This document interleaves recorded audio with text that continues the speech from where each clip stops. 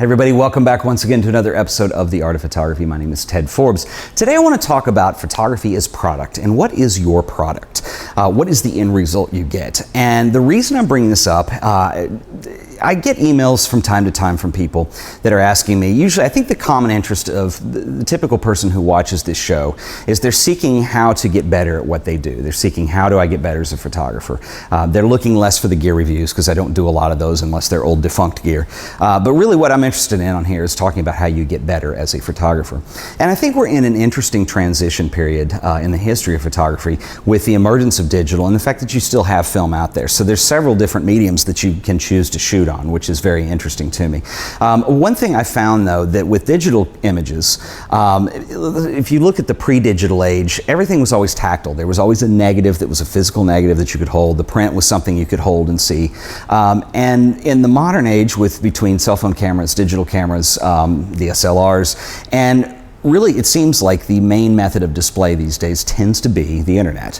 And there's nothing wrong with that. I think you could consider if you put an image on Twitter and you tweet it out, that's almost a medium in a way. That's the product. That's what you're putting out there.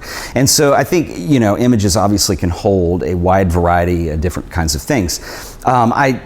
In past episodes, highly encourage people to print their own work from time to time, even if you're shooting digital. You just need to see it printed out. You look at it differently, you size it up more objectively. There's a lot you can do with that. And another thing I always recommend to people is, you know, where is your balance between kind of old mediums and new mediums? I know a lot of people don't want to get into film because, you know, it requires some equipment in a darkroom and some patience and a big learning curve. But what's interesting about learning how to do darkroom prints is that, you know, there's a whole different philosophy that goes into that. Like, so for instance, when I'm in the darkroom, yeah, I'll spend, you know, hours just getting one image to print correctly. You know, a lot of people will ask me, well, wouldn't it be easier to stick it on an inkjet printer? Well, it probably would be, yes. It would probably be less time consuming. But what I'm doing is I'm making something. And I'm also learning a lot about what I do. I'm learning about contrast. I'm learning about focus. I'm learning about composition because I'm forced to kind of get in there and meditate and review an image. I think it's also interesting to see that obviously most film photographers also put their stuff on the internet too. So it has kind of a dual function that you can scan and bring it into the digital realm at some point. So anyway, all this to say, I think it's fairly interesting. One of the things I've been working on for the last year or so, and I've just been very slow about it, but what kinds of ways can you actually take both of these mediums and meld them together? And I think this becomes kind of interesting. There's a print that I did a while back, and I don't think I've ever shown this on the podcast, but this is an image that I took with my iPhone on a train. Okay, I was coming home from work one day and shot this image. It's very blurry. It's a gentleman reading a newspaper and you see down the aisle. And it was an image I really liked. And what I wanted to do, this is actually a darkroom print that I made basically from an image that I took off my iPhone. What this entails is you need to get it into Photoshop, you need to get into Photoshop, clean it up, and adjust your levels. And what you do is you basically turn it into a negative and print that on a piece of transparency paper. So this is just from an inkjet print that's printed onto a transparency. The trick here, and there are people online who have figured this out, and I'm trying to do it slow and figure it out for myself because I want to learn from it.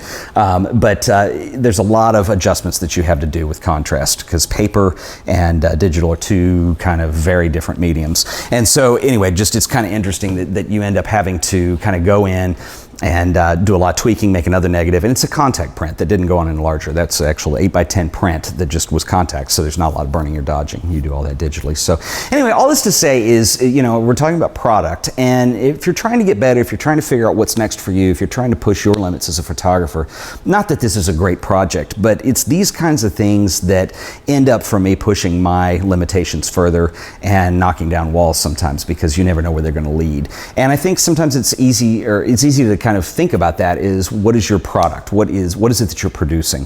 Whether you're a professional photographer, whether you're an amateur photographer, it doesn't matter. Are you making prints? Are you making stuff that's strictly for the internet? And if you're finding yourself heavily in one of either of those camps, you know, try to combine them or try to switch and do the other one. If you're a darkroom guy, go work with digital for a while.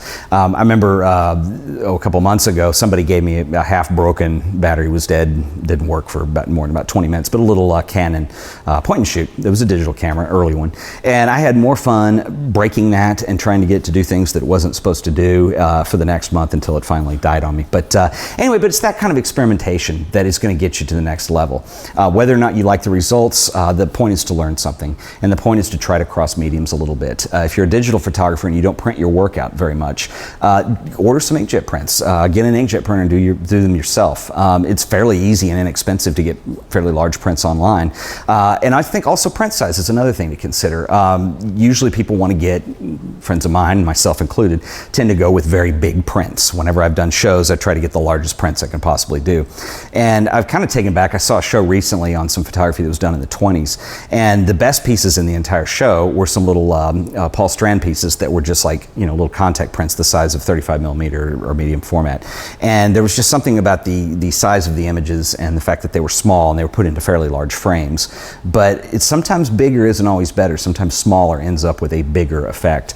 So anyway, these are things to try and to think about. But anyway, I guess the question for today is to ask yourself, what is your product and how can that change? How can it morph and how can it get better? So anyway, I know that's some heavy philosophical talk today, but once again, this has been another episode of The Art of Photography, and thank you for watching.